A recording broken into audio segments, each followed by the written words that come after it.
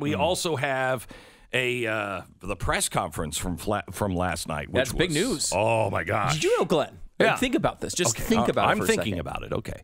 It's possible, not guaranteed. Not guaranteed, no. Possible. Possible. That by July 4th, yes, we could have small outdoor gatherings in this Shut country. up. Yeah. Oh, my gosh. Wow.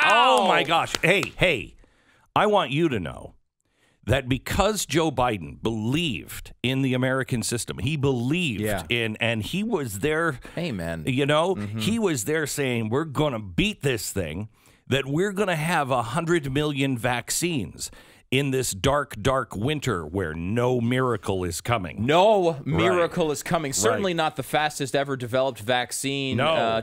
Times 4 or 5, it seems. But that's not a miracle. That's just the Biden administration. You know, the Trump administration came up with, they've actually put Kool-Aid inside of these vials. Shut up. Yeah, it was blue I hate Kool-Aid, those guys. And they were just injecting Kool-Aid into people. It wasn't doing anything. That is horrible. Biden comes in, now it cures coronavirus. Boom. Okay, so Joe Biden wants you to know that miracles can happen. Like, as Stu said, now don't count on this, but like Stu said, on 4th of July, we might be able to have small gatherings in our homes. Well, no. Outdoor? Picnics. I think that's okay. I wouldn't go indoors. Really? If you have to go to the bathroom, just tinkle on the lawns. Okay. Well, our dogs do it. Are you better than your dog? No. No, dogs are people too. All right. Let's listen on how cautious we need to be. Unity is what we do together as fellow Americans. What? Because if we don't stay vigilant, Okay, wait a minute. Conditions change. Stop. Unity is something we do together as Americans. Wow, what a powerful. Now, this guy is an orator. He It's just is. Now, something to be behold. Not a lot of people. If we could just play the tape back just a bit, I'd like to say to my co-commentator here, I didn't know that unity was a verb, but apparently it is. We're doing unity together today. You know what I mean? Is it a euphemism for something that he likes to do when he's sniffing people's hair? We don't know. But unity is something we do together.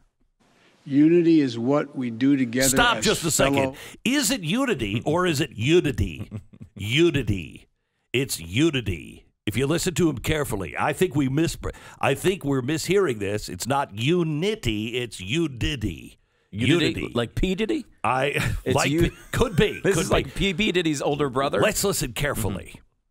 Unity is what we do together unity. as fellow Americans. It's what we do together. I have the Unity Because CD. if we don't stay vigilant Yes. and the conditions change, And conditions then we change. may have to reinstate may. restrictions to get back on track. Oh, no. We gotta Please, accept we don't that. want to do that again. Please, we don't want to We've do made that. so much progress. We have in this cold This winter. is not the time to let up. No, it's a dark winter.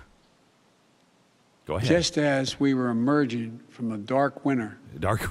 into a hopeful spring and summer, And a it's hopeful not spring. the time to not stick with the rules. Not the time to man, not it's stick with not the rules. to- That means we should stick to with- the rules. Okay, got it. That's he's taking the English language and he's just putting it into a blender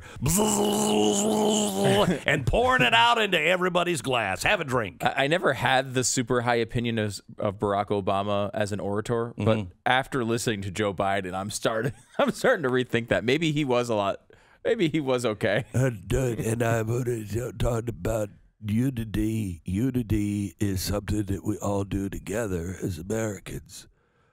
Because when we're all united, then we could be together. And so we're doing that together. What the hell does that even mean? They said they had been working on this speech for a week.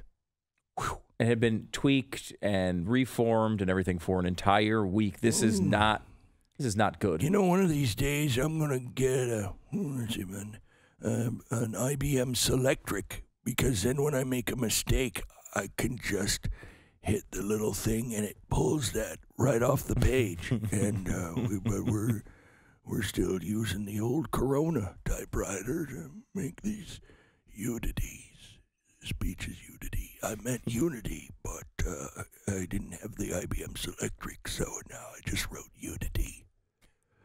Well, I'm excited because the hope of spring and, 4th of July into summer, that hope of summer where we could possibly, maybe, gather with a few friends in our backyard. I got news for you. I'm going to be surrounded by thousands of people on 4th of July because that's what we do as Americans. In fact, that's what I did last 4th of July. Yeah. What? You bastard. Yeah. We were doing it together, the whole Unity thing. Unity? Unity. You did Unity with 1,000 people? That sounds dangerous. We stand. Sounds like you're exposing yourself to different diseases if you do Unity with 1,000 people. 1,000 people. It was great. It was great. Now, he wants you to know he's there for us. Here's cut 2, please. In the coming weeks, we will issue further guidance on what you can and cannot do once fully vaccinated. Stop for just a second. I've never heard those words from the President of the United States before. Have you? I am going to issue further guidelines on what you can and cannot do. Search your memory bank. Have you ever heard the President of the United States say that to you? I will issue further guidelines on what you can and cannot do. It's a total remake of the way our country works. Especially the presidency. We now have somebody who is taking full charge and telling us, the American people, what we can and cannot do. No, you don't have no power to do that. No power to do that. No power under the Constitution to do that. You cannot do it. That's the problem with Gavin Newsom. He accepted the power to do that. That's the problem with Governor Whitmer. Notice they're both under recalls. And the third one that just believed that he had the power to tell you what to do and not to do, well, he was a little handsy. Hey, what am I saying here about our good friend, Governor Cuomo, huh? Come on. All you have to do is this, otherwise you sleep with the fishes. That's all I'm saying. So that is the President of the United States saying something I've never heard before. If you've ever heard that from a president, please let me know. I can't recall it. Listen again. In the coming weeks, we will issue further guidance on what you can and cannot do once fully vaccinated. Wow, thank you. So he's not, I mean, you can't do anything if you're not fully vaccinated. He's only giving you some things you can do if you are fully vaccinated, which is thank you for that. Yeah. Screw you. And I would have said that to Donald Trump. I would have said that to anybody who said that to me. Yeah. I'm an American citizen. Screw you. You're not telling me. I'm pretty sure the words screw you are in the Constitution to any president who would say that. If you look in the Constitution, maybe it's on the back, but it says if the president tells you what to do, say screw you. I do believe that's what the Declaration of Independence and the Constitution really, if you're reading between the lines, that's what it is. Yeah, hey, King, you kept telling us to do stuff. Yeah, screw you. That's basically the Declaration of Independence. It is, you were not going to be under the thumb of some dictator, of some king, of some ruling class. No, this Constitution was written to protect the American people and their rights. And we have loaned you some of our rights. This is the most important thing about the Constitution. Once you understand this, and you understand the difference between America and the rest of the world, everything becomes really simple. You are given every right. You have all of the rights to do anything. To do anything that you have a right to do. I don't have a right because of nature and nature's God. I don't have a right to kill you. Right. Okay? But all of the rights that I have to protect myself, to speak freely, to go hang out with who I want to hang out with, to start a business, to pursue my happiness, those are all God-given rights. We take some of those rights and we lend them to the government so they can protect those rights and do the things that we don't have time to do. Okay? We have the rights and we can take those rights away from them. And you cannot assign rights that you as an individual don't have. So the president can't say, you know what, you have the right now to go outside. No, I have that right to pursue my happiness and go outside. He does not have the right to say that. Because I don't have the right to say that. I don't have the right to say to everybody, by the way, you're all staying indoors now. Now, if there is something, a real emergency, you have some emergency rights for a limited time. But that's not the way we're playing ball now. You have to understand, you have the right.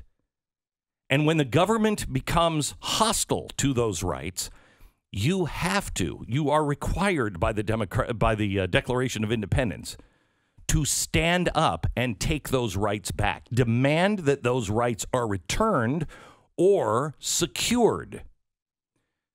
We think now, for some reason or another, because we have not learned any kind of civics, we haven't learned anything about our own country and Constitution, we just think that the government can just make up rights. When Nancy Pelosi said, we've given the people the right to health care.